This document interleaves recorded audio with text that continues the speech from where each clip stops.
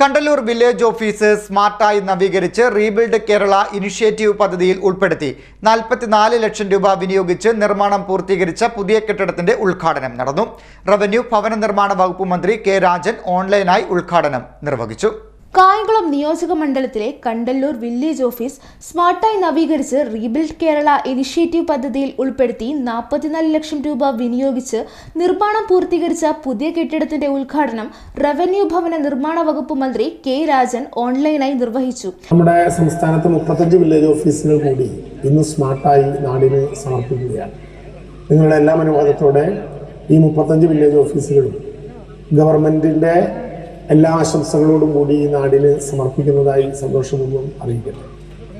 എല്ലാവർക്കും ഭൂമി, എല്ലാ ഭൂമിക്കും രേഖ, എല്ലാ സേവനങ്ങളും സ്മാർട്ട് എന്ന മുഖമുദ്രാവാക്യത്തോടെ കേരളത്തിലെ റവന്യൂ വകുപ്പ് ഏറ്റവും പുതിയ രൂപത്തിലേക്കും ഭാവത്തിലേക്കും വേഗതയിലേക്കും മുന്നേറിക്കൊണ്ടിരിക്കുകയാണ്. വളരെ അഭിമാനത്തോടെ ഈ വില്ലേജ് ഓഫീസിന്റെ ഉദ്ഘാടനം നിർവഹിക്കുന്നതായി അറിയിച്ചുകൊണ്ട് ഈ വില്ലേജ് ഓഫീസിന്റെ ഉദ്ഘാടന പരിപാടിയിൽ പങ്കെടുത്ത എല്ലാവരെയും സംസ്ഥാന ഗവൺമെന്റിന് വേണ്ടി ഞാൻ അഭിവാദ്യം ചെയ്യുന്നു.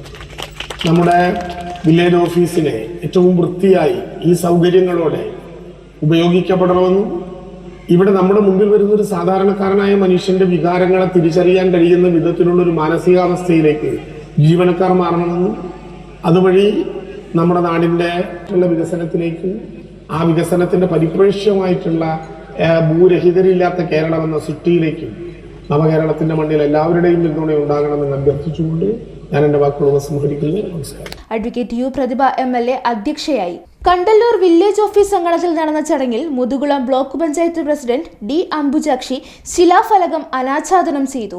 കണ്ടല്ലൂർ ഗ്രാമപഞ്ചായത്ത് പ്രസിഡന്റ് തയ്യിൽ പ്രസന്നകുമാരി അധ്യക്ഷയായി.